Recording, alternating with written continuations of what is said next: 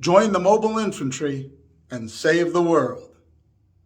Casper Van Dien, Denise Richards, Dina Meyer, Michael Ironside, Jake Busey, a whole huge cast of talented performers, allegedly sorta kinda from a novel by Robert Heinlein, 1997, Starship Troopers. I say kinda sorta allegedly because if you have read the Robert Heinlein novel, if you've been a Heinlein fan, you know that there was a lot of discussion about how well this movie reflected the novel. The novel Starship Troopers is very cynical. It is very skeptical of the patriotic sort of fervor and calls of duty and devotion that are being sounded off.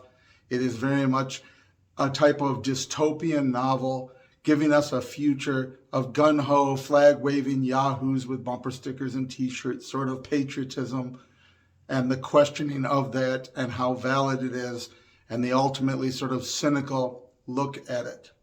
Now, that's not to say that the movie doesn't do this. The fabulous thing about the movie is that it does do the same social commentary, but it does it without really examining it. When art is really good, art conveys things that the artist doesn't even know. If you look at a great painting, you might feel certain things about it. And did the painter actually intend those feelings to be infused in it?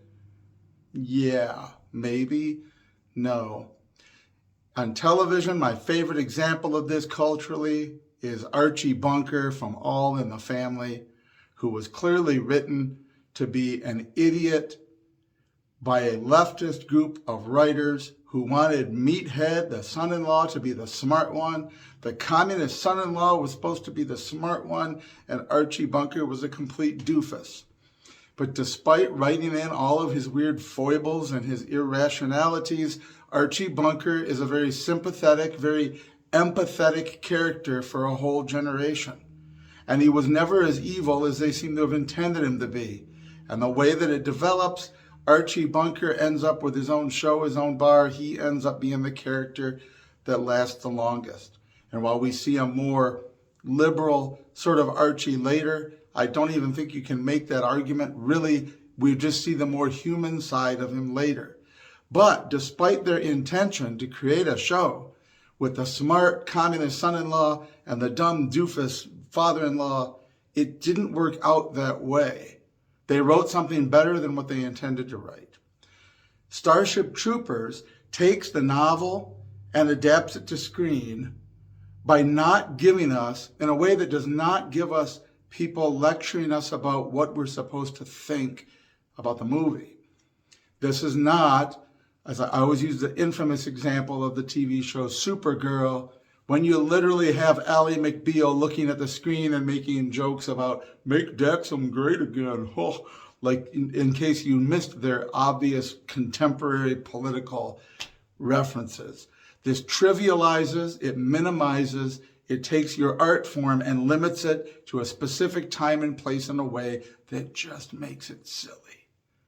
Starship Troopers does not give us any character or any person within the plot that takes time out to look at the screen and lecture us about how we ought to feel. In fact, I've loved this movie since it came out. I found it deeply inspiring. It wasn't until several viewings of it over time that I was like, I think we're meant to think that's silly, aren't we? And lo and behold, this is how it relates to the novel. After watching the movie several times, hearing about the controversy, reading the novel, again, because I'd seen it in high school, and realizing all of this flag-waving patriotism and this sort of over-the-top stuff, we're supposed to be put off by it and questioning it. And even now that I know that, I actually find it to be a very inspiring future. There's so many good things about it. But this is how art, when it's done well, it conveys this message. It puts this thing out there that is timeless. It's a human experience transferred into a science fiction setting so that you can look at it now like a great painting and say, here's what it conveys to me. Here's what it makes me feel. Here's what I see in it Not necessarily exactly specifically the intent, but the other dimensions of the story. With any human story, any truly human story is going to, if it's done well, is going to have all of these components. So you might end up empathizing with one character or another, with one set of circumstances or another, and you don't always know where you're leading your audience, because you're not lecturing them. You shouldn't be. You're not lecturing them. You're trying to open their mind, and yet the human mind may go places you didn't necessarily plan.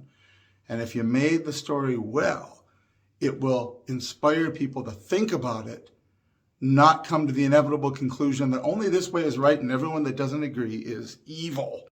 Having grown up on the optimism of Star Trek, knowing though that it is so optimistic, it's probably not realistic, Starship Troopers is something I find to be a very inspiring and positive future.